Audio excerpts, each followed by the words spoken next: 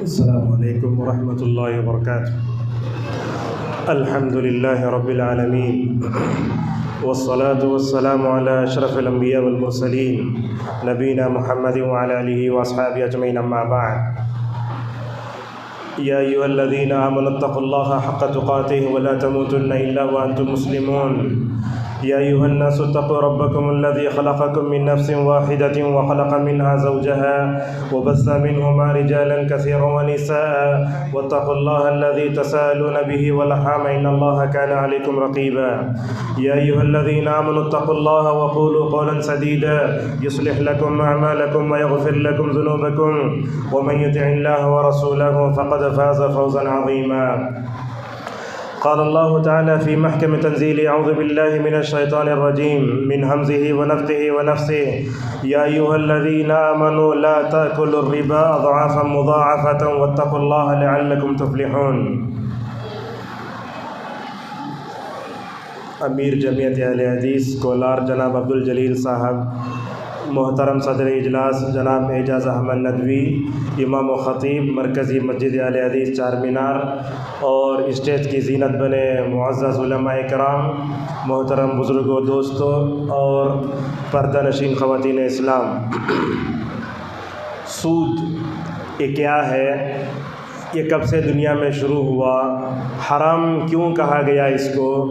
اس کے حرام کرنے کی حکمتیں کیا ہیں؟ اس کے حرام ہونے کی کیا کیا دلیلیں ہیں قرآن و حدیث سے؟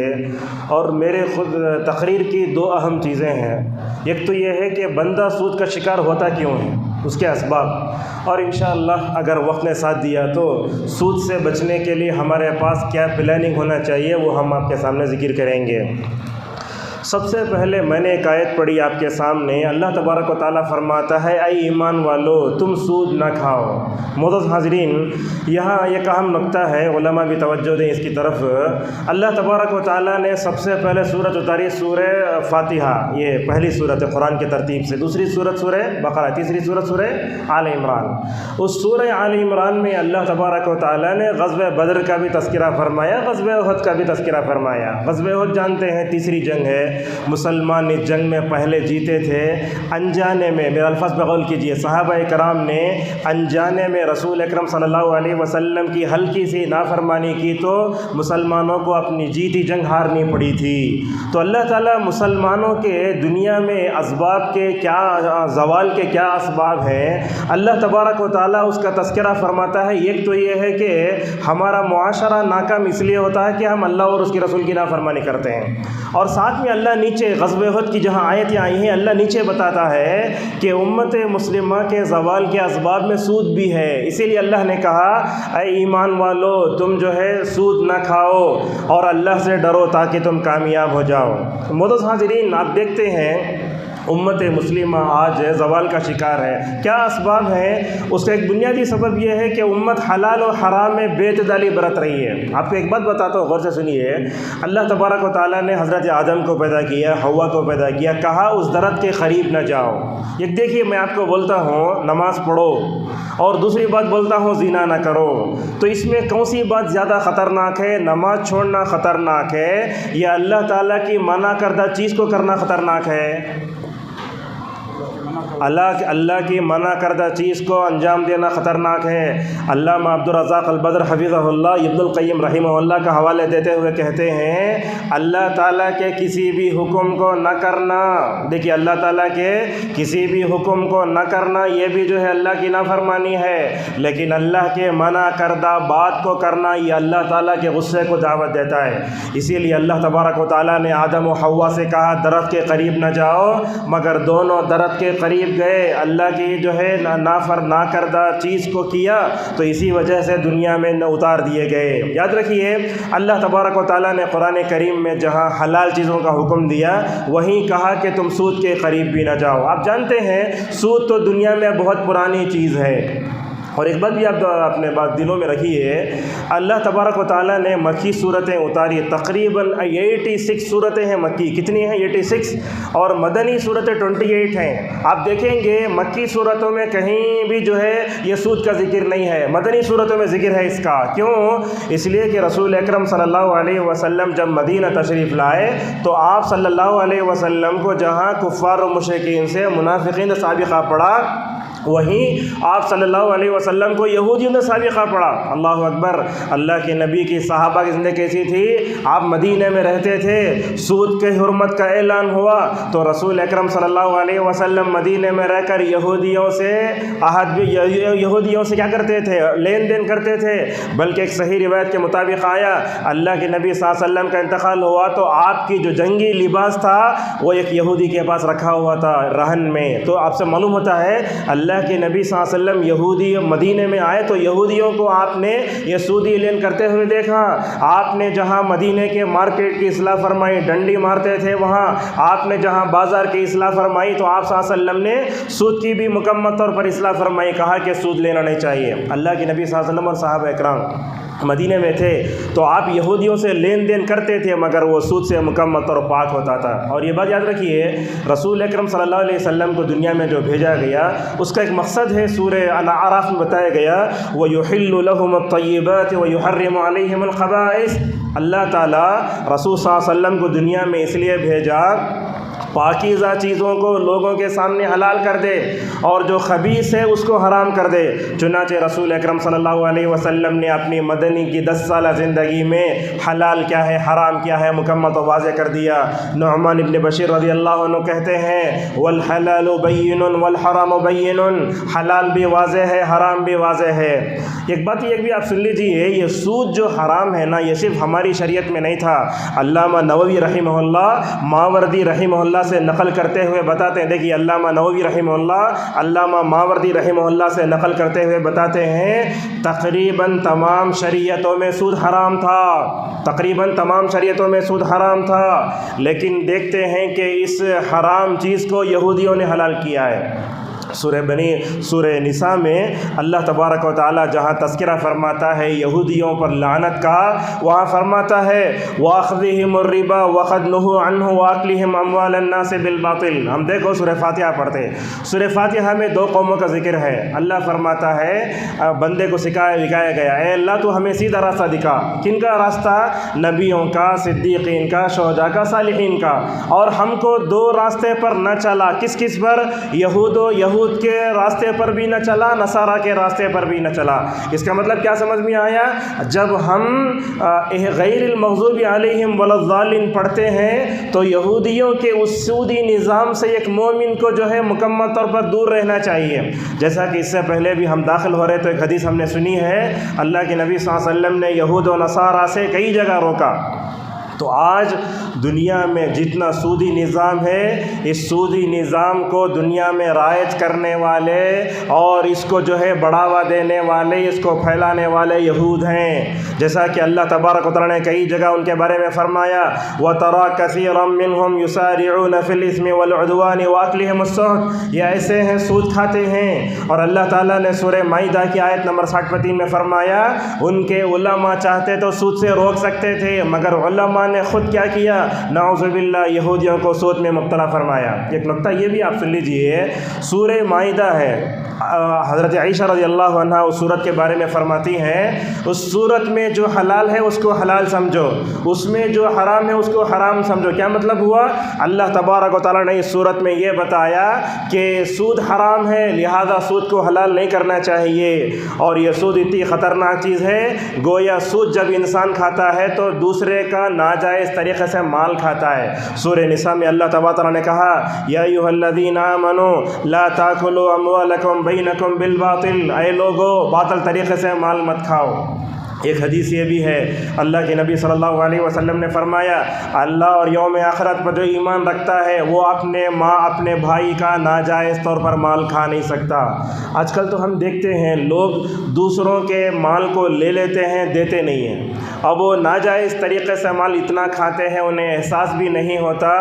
قیامت کے دن جو ہے مال کے بارے میں سوال ہوگا۔ ترمذی میں ہے، حضرت عبداللہ مسعود رضی اللہ عنہ کہتے ہیں، رسول اکرم صلی اللہ علیہ وسلم نے فرمایا قیامت کے دن جو ہے بندے کے پیر ہٹیں گے نہیں یہاں تک کہ چار چیزوں کے بارے میں سوال ہوگا۔ پہلا سوال ہوگا ان عمرہ فیما افنا، تم نے اپنی عمر کہاں گوائی۔ دوسرا سوال ہوگا کہ تم نے اپنی جوانی کہاں کھپائی۔ اور یہ سوال بھی ہوگا، سوچیے ذرا تصور کیجئے، اللہ تبارک و تعالیٰ کے سامنے کھڑے ہیں ہمارے پیر ہیں ننگے ہیں، بغیر ختنہ کیے ہوئے، بغیر چپل کے، ہر ایک آدمی اپنی اپنے گناہوں کے حساب سے جو ہے وہ عرض محشر میں جو ہے پسینے میں ڈوبا ہوا ہوگا۔ کیا علم ہوگا؟ سوال ہوگا من این اکتسبہ وفیما انفقہ، مال تم نے کہاں سے کمایا، کہاں خرچ کیا۔ ایک ایک روپیہ اپنے زندگی کا غلط طریقے سے اگر خرچ کریں گے تو اللہ کے سامنے جواب دینا ہوگا۔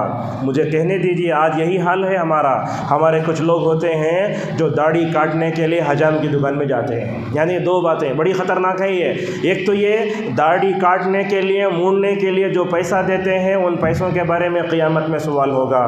دوسری بڑی اس میں خطرناک چیز یہ ہے آپ کی داڑھی وہ حجام کی چپل کے نیچے ہے۔ اللہ اکبر، یہ داڑھی کتنی اہم چیز ہے، کتنی سنت ہے، ہم کیا کر رہے ہیں وہ حجام کے پیر کے نیچے اسے روندا جا رہا ہے۔ ذرا تصور کیجئے جو پیسہ ہم خرچ کر رہے ہیں اور ہماری داڑھی کے جو بال حجام کے وہ کرسی کے نیچے پیر کے نیچے چلے جا رہے ہیں، اس کے بارے میں بھی ہمیں جواب دینا پڑے گا قیامت میں۔ اور اسی طریقے سے اللہ تبارک و تعالیٰ نے سورہ بقرہ میں سود کو چھوڑنے کا حکم دیا، کہا یا ایھا الذین آمنوا اتقوا اللہ وذروا ما بقی من الربا ان کنتم مؤمنین، اے ایمان والو اللہ سے ڈرو اور جو ہے سود چھوڑ دو اگر تم ایمان والے ہو۔ آیت پہ غور کیجئے، اللہ تبارک و تعالیٰ نے شروع میں بھی اہل ایمان کا تذکرہ فرمایا اور اس کے بعد اللہ تعالیٰ نے آیت کے اختتام پر کہا اگر تمہارے اندر ایمان کی طہارت ہے، یہ نقطہ غور سے سنیے، اگر تمہارے اندر ایمان کی طہارت ہے تو سود کی غلاظت تمہارے اندر جمع نہیں ہونا چاہیے۔ علامہ ادریس حنبلی رحمہ اللہ ایک بات بتاتے ہیں، اللہ تعالیٰ سود کی قباحت کو بتاتے ہوئے ایک بات بتاتا ہے فَأْذَنُوا بِحَرْبٍ مِّنَ اللَّهِ وَرَسُولِهِ، اگر تم سود، یہ رشوت، یہ وڈی والا جو بولتے ہیں نا، بڈی بولتے ہیں اسے، اگر تم یہ نہیں چھوڑتے گویا تم اللہ اور اس کے رسول کے خلاف اعلان جنگ کر رہے ہو۔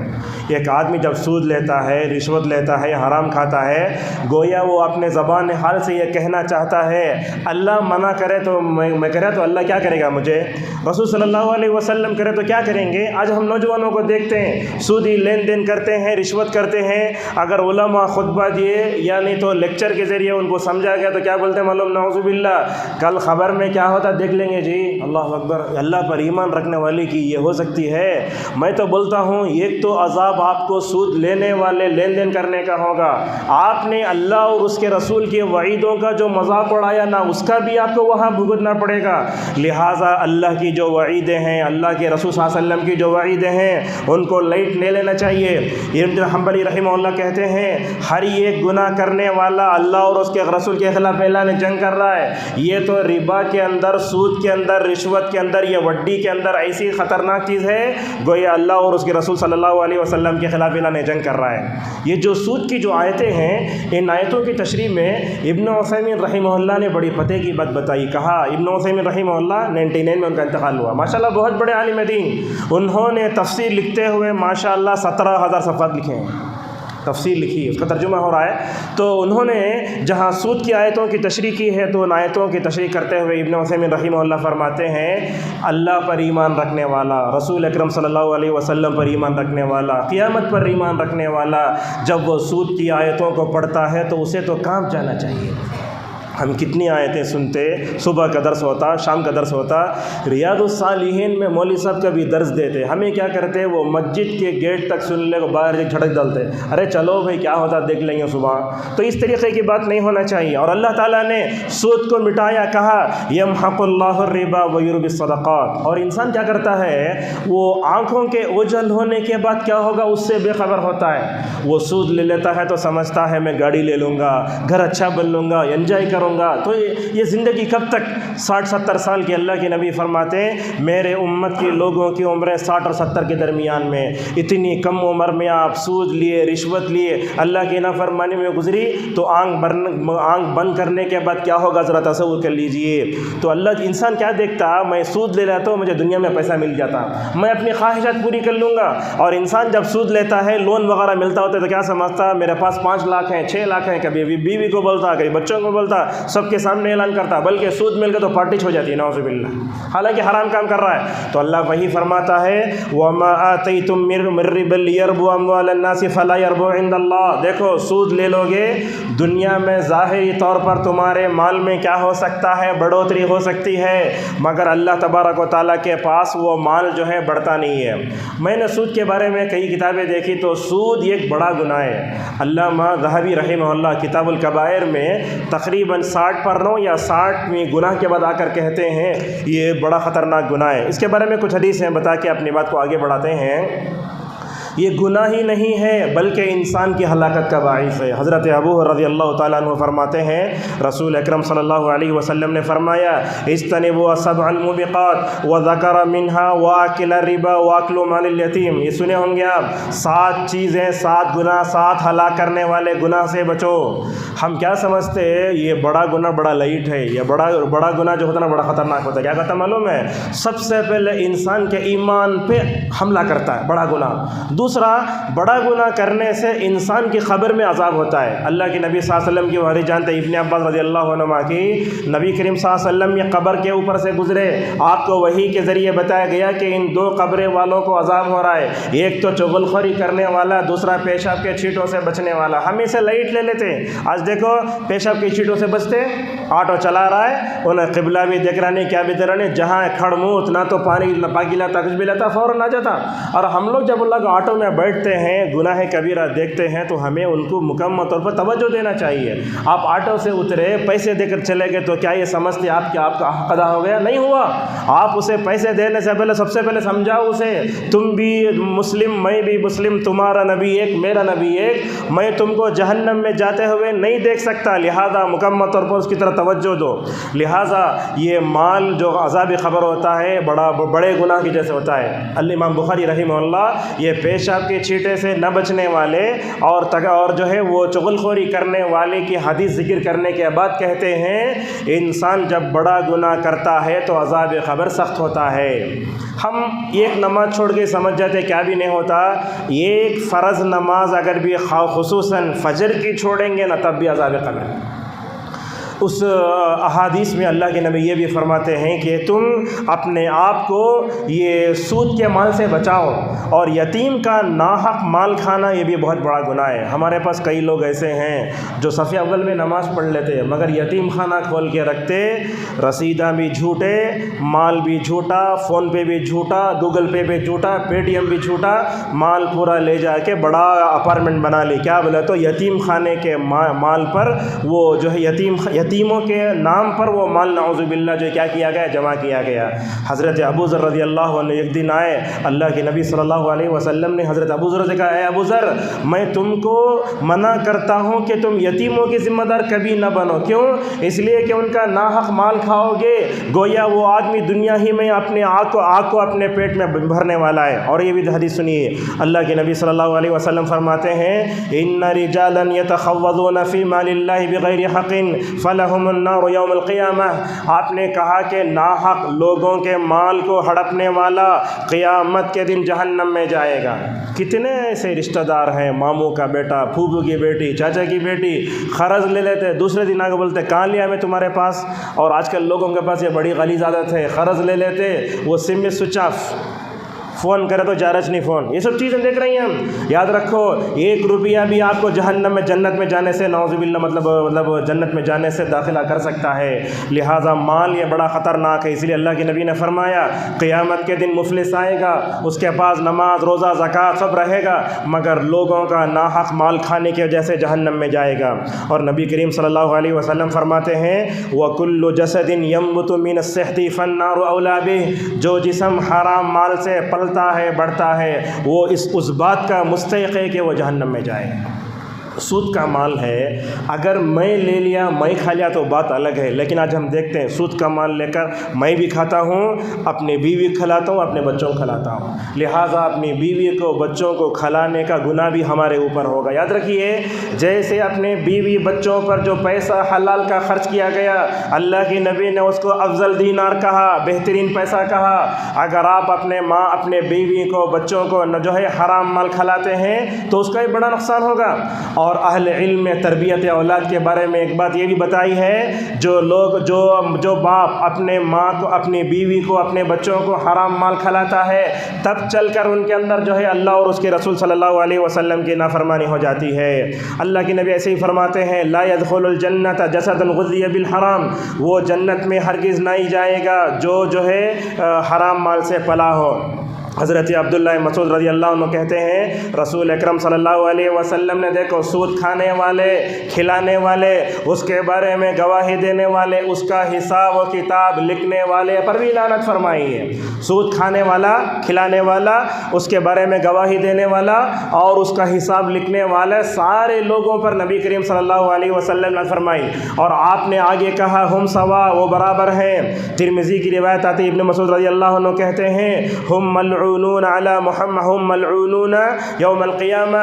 یاد رکھیے، ہم یہ چاہتے ہیں کہ ہمارے معاشرے پر اللہ کی بارش ہو، ہم چاہتے ہیں کہ ہمارا معاشرہ اللہ کی رحمت کا مستحق ہو جائے۔ بھلا بتائیے، جس معاشرے میں سود لینے والے، رشوت لینے والے لوگ ہوں، جن کے دلوں سے سود اور رشوت کی قباحت ختم ہو گئی ہو، جن کے جسم جو ہے سود سے، رشوت سے پلتے بڑھتے ہوں، وہ ہاتھ اٹھا کر دعا کیے تو کیا اللہ کے پاس قبول ہوں گے؟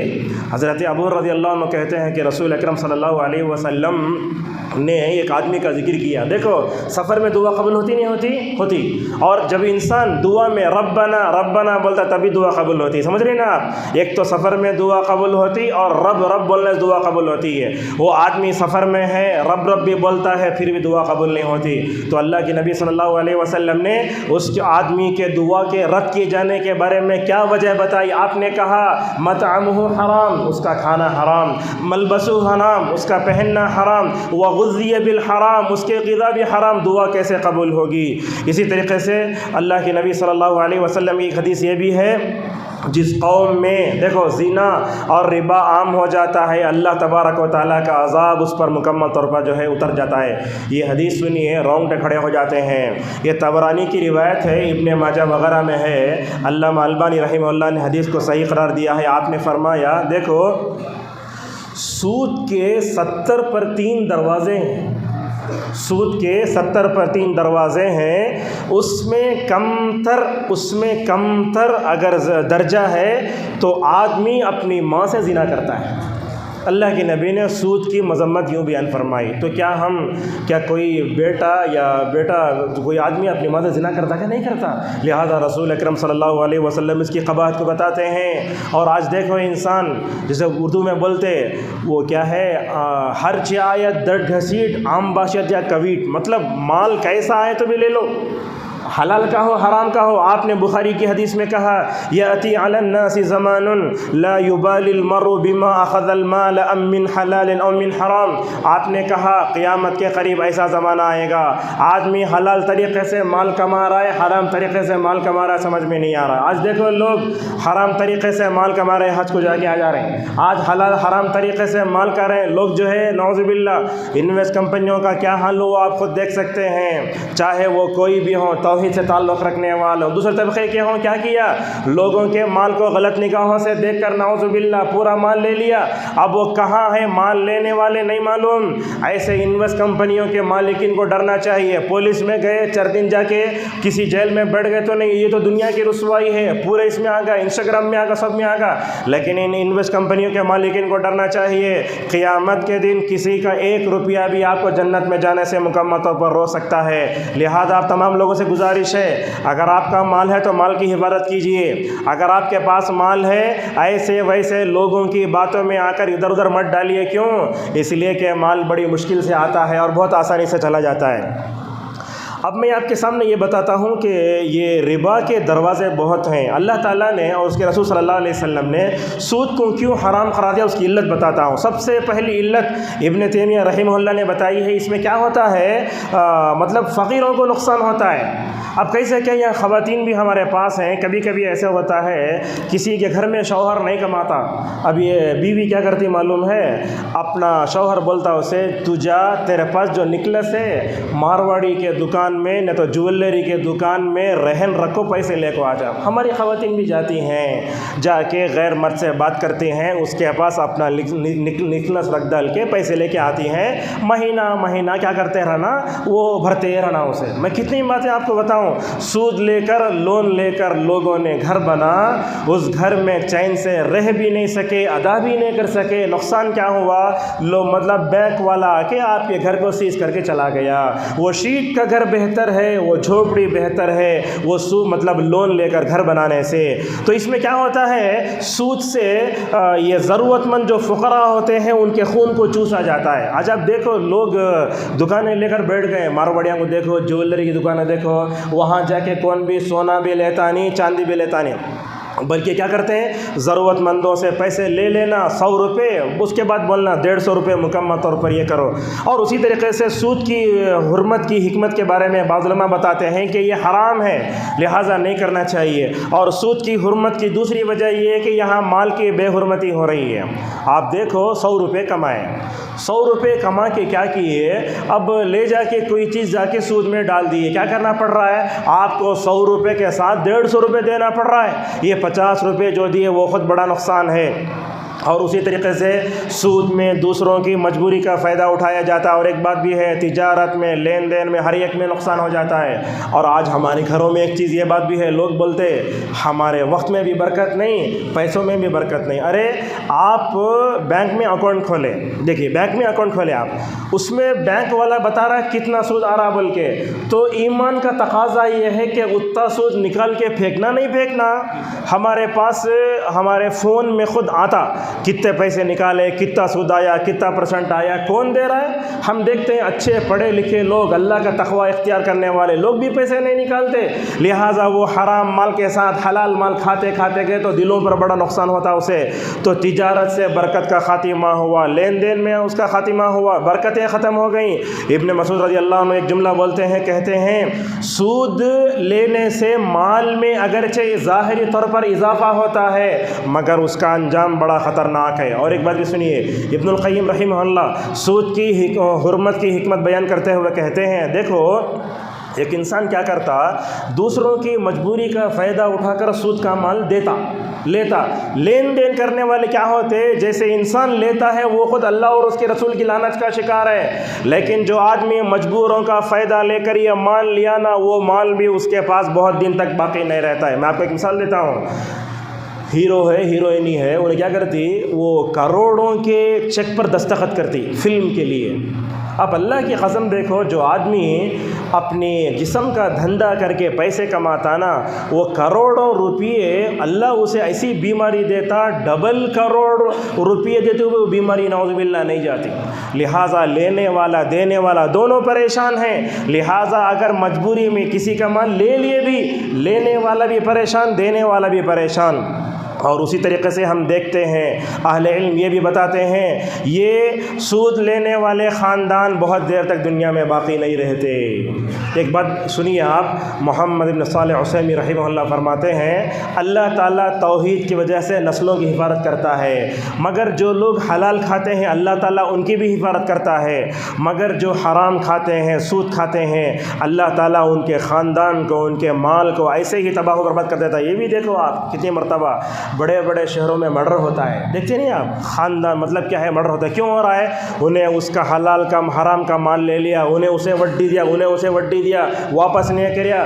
دنیا میں قتل کی واردات بھی مکمل طور پر اس سے پیدا ہو رہی ہیں. یہ تو کچھ اس کے نقصانات تھے، وجوہات تھے. اب میں آپ کو سامنے بتاتا ہوں یہ سود انسان لیتا کیوں ہے، اس کی وجوہات. سب سے پہلے سود انسان لیتا کیوں ہے، اللہ پر کمزور ایمان. اللہ پر اگر پختہ ایمان رہ گیا نا، کوئی بھی بندہ سود کے قریب نہیں جائے گا۔ ایک بات ہے عقیدے کی کمزوری جہاں ہمارے گھروں میں پیدا ہو گئی ہے، ہم گناہوں کی طرف آسانی سے چلے جاتے ہیں۔ اللہ تبارک و تعالیٰ نے ایمان والوں سے کہا، اے ایمان والو، جہاں تم اپنے اندر ایمان کی طہارت رکھتے ہو، سود سے اپنے آپ کو پاک رکھو۔ دیکھو رسول اکرم صلی اللہ علیہ وسلم کو 13 سال تک آپ صلی اللہ علیہ وسلم نے عقیدہ ایسا مضبوط فرمایا۔ آپ بتاؤ، ہجرت کر کے بے سر و سامانی کی حالت میں صحابہ اکرام مدینہ آئے۔ یا پھر جملہ دیکھیے، اللہ کے نبی صلی اللہ علیہ وسلم نے صحابہ اکرام کے عقیدے کو ایسا مستحکم مضبوط فرمایا، حضرات صحابہ اکرام مکے سے مدینہ تشریف لائے، حالانکہ گھر چھوڑا، بار چھوڑا، بیویاں چھوڑی، اپنے خاص خاص گھر چھوڑ دیے۔ مدینہ آنے کے بعد کیا آپ بتا سکتے ہیں کہ کسی بھی صحابی نے اللہ کے رسول صلی اللہ علیہ وسلم نے جو ہے ربا کے ساتھ مال کیا ہو، سودی مال کیا ہو نہیں سکتا؟ لہذا ایمان کی طہارت کے ساتھ سود کی غلاظہ جمع نہیں ہو سکتی۔ اور اسی طریقے سے ہم دیکھتے ہیں سود کی طرف انسان جاتا ہے تو تقوی کی وجہ سے ہے، تقوی کم ہے، اسی لیے اللہ نے کہا اے ایمان والو ڈرو۔ تو ڈرنے کا مطلب یہ ہوا بندہ جب اللہ سے ڈرے گا وہ سود کی طرف نہیں جائے گا۔ انسان جا کے سود لے رہا ہے، اس کے اندر تقوی نہیں ہے۔ میں آپ کو بتاتا ہوں، تقوی کا لوگوں نے مذاق اڑا کے لقوہ کہا ہے، یہ بھی بڑا خطرناک ہے۔ کیوں؟ تقوی اللہ کا ڈر ہے۔ اگر آپ کے اندر اللہ کا ڈر نہیں، اسی لیے آپ لفظ تقوی کا مذاق اڑا رہے ہیں۔ اسی طریقے سے اللہ کی نافرمانی، رسول اللہ صلی اللہ علیہ وسلم کی نافرمانی کرنے سے بندہ ربا کی طرف جاتا ہے۔ اور ایک بات بھی دیکھیے، یہ سود کی طرف جانے کی وجہ کیا ہے؟ ہم نے اللہ کے رسول صلی اللہ علیہ وسلم کے ذریعے ہم کو جو نظام زندگی دیا گیا، اس نظام زندگی سے ہم جو ہے کیا ہے مطلب نظام زندگی سے ہم سمجھوتا نہیں کرتے اور اس کو پسند نہیں کرتے، بلکہ ہم کیا کرتے ہیں، کیا کرتے ہیں، وہ مغربی تہذیب، ویسٹرن کلچر نے جو زندگی دی، ہم اس زندگی کو پسند کرتے ہیں۔ میں آپ کو یہی بتاتا ہوں، اس میں 10 منٹ 5 منٹ تو آپ کو یہ بتاتا ہوں، زندگی کون سی ہے ہمارے پاس؟ ڈیجیٹل لائف، 5G 6G اتنا ہمارے پاس ہوتا ہے۔ جب ہم کمانے جاتے، کچھ کرنے جاتے ہیں، تو اسلام جو زندگی دیا وہ زندگی کو چھوڑ کر کے ہم ڈیجیٹل لائف کے پیچھے بھاگتے ہیں۔ تو ہوتا کیا ہے، ایک مرد جو ہے 10,000 روپے کماتا ہے، اب انہیں ڈیجیٹل لائف کے نام پر 20,000 روپے کی اگر چیزیں لیتا ہے تو 10,000 کہاں سے لائے گا؟ اس طریقے سے بھی ہوتا ہے۔ اللہ کے نبی صلی اللہ علیہ وسلم فرماتے ہیں ما قل وکفى خیر مما کثر وعلھا، جو کم ہے وہ بہتر ہے اس سے جو زیادہ ہو اور انسان کو گمراہ کر دے۔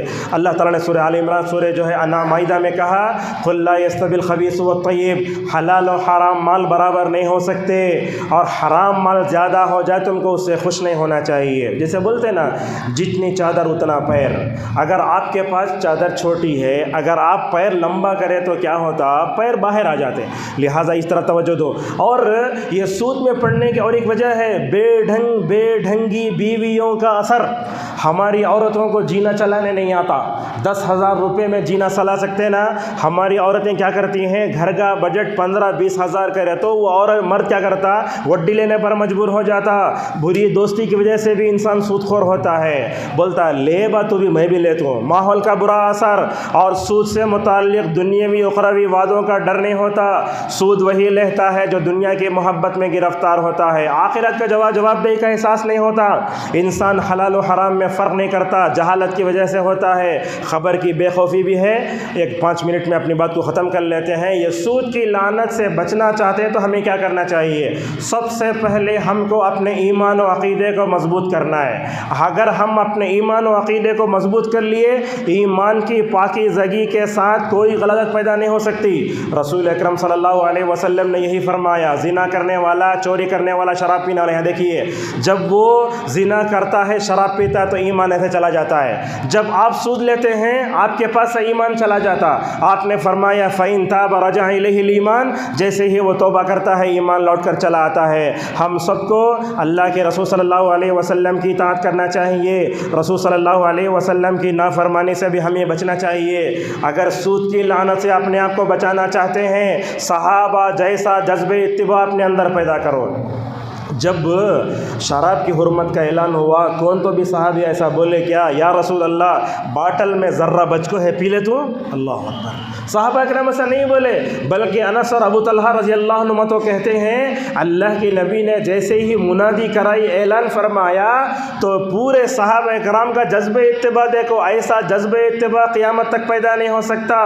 پوری مدینے کی گلیوں میں شراب مکمل طور پر جو ہے وہ پانی کی طرح بہہ گئی. میری اس تقریر کے بعد یہاں سے ہر اٹھنے والا مرد اور عورت یہ مطلب یہ جو ہے تحیہ کر کے اٹھے انشاءاللہ. اب تک جو لے لیا اس کے بعد اپنی بقیہ زندگی میں سود کے قریب بھی نہیں جاؤں گا. اسی طریقے سے ہمیں اسلام نے دین و دنیا کا جو متوازن تصور دیا ہے اس پر رہی گری ہے. دیکھو ہمارا گھر 10,000 سے بھی چل سکتا, اگر ہم اپنے زندگی کا بجٹ 25,000 بنے تو کیا ہوگا؟ 300 روپے کی چپل چل سکتی ہے, 1,000 روپے کے لینے کی ضرورت کیا ہے؟ آج کل تو ہماری عورتوں کی عادت خراب یہ بھی کیا ہی ہے, یہ امیزون میں بھی فلپکارٹ میں بھی موش میں بھی اس میں جا کر کے لوگ چیزیں لیتے ہیں. اس میں ہوتا کیا معلوم ہے؟ OTP آتا تمہیں بولو پورے پیسے اکاؤنٹ سے باہر. تو یہ مطلب ناحق مال کھانے کے طریقے بھی آج بہت آ چکے ہیں. اور اسی طریقے سے اپنے آپ کو سود سے بچانے کے لیے قناعت والی زندگی بھی چاہیے. قناعت والی زندگی کیا؟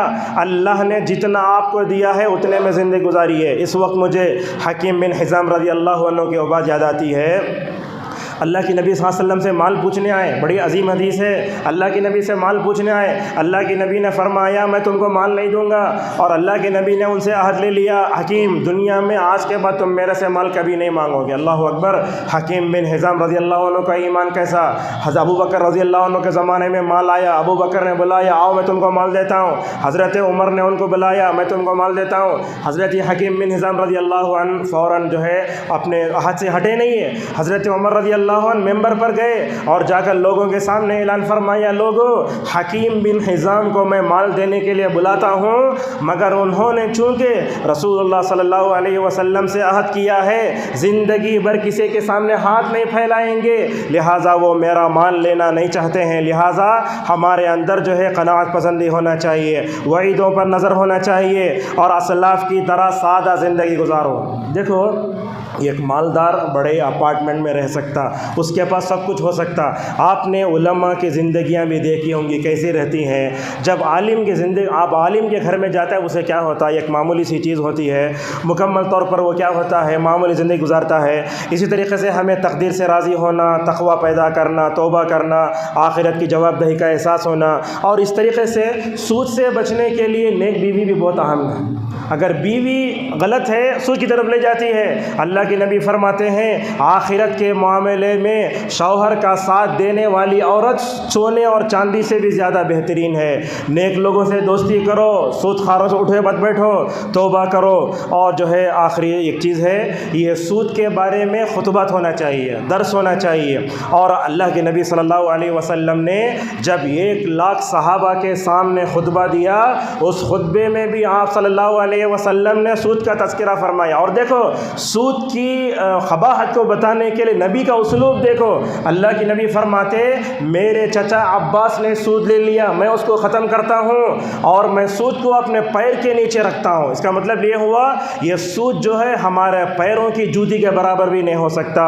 اور اسی طریقے سے آج اس کی شکلیں بہت ہیں, لہٰذا ہمیں جو ہے جو بھی اس وقت تک سود میں رہ چکے ہیں ان کو توبہ کرنا چاہیے, صدقہ و خیرات کرتے رہنا چاہیے, اور لون لے کر گھر بننا ویسے کام کبھی نہیں کرنا چاہیے. اور اسی طریقے سے اگر ہم سود دیکھتے ہیں تو ایک دوسرے کو مکمل طور پر روکنا بھی چاہیے. اللہ کے نبی صلی اللہ علیہ وسلم کی اس حدیث پر اپنی بات کو ختم کرتا ہوں. آپ صلی اللہ علیہ وسلم نے قیامت کی علامتوں کے بارے میں یہ بھی فرمایا, دیکھو ایک آدمی سود نہیں کھایا مگر اس کی غبار اور دھول ہر انسان کو جا کر رہے گی. لہذا ہم سب کو ہر گناہ کبیرہ سے مکمل طور پر دور رہنا چاہیے. اسی پر میں اپنی بات کو ختم کرتا ہوں. یہاں کی جمعیت و جماعت اور تمام عمائدین شہر اور تمام سامعین کا شکریہ ادا کرتے ہوئے اللہ تبارک و تعالیٰ سے ہماری دعا ہے اللہ تعالیٰ ہم سب کو کبیرہ گناہوں سے محفوظ فرمائے، اللہ تعالیٰ ہم سب کو سود کی لعنت سے بچائے، اللہ تعالیٰ ہم سب کو سود کی طرف لے جانے والے جتنے راستے ان تمام راستوں سے وہاں اللہ تعالیٰ ہمیں جو ہے ہماری حفاظت فرمائے، اللہ تعالیٰ ہم سب کو قناعت والی زندگی نصیب فرمائے، اللہ تعالیٰ ہم سب کو دنیا میں جب تک کتاب و سنت پر زندہ رکھے اور جب ہمارا خاتمہ ہو لا الہ الا اللہ محمد رسول صلی اللہ علیہ وسلم پر ہو، وآخر دعوانا الحمد للہ رب العالمین۔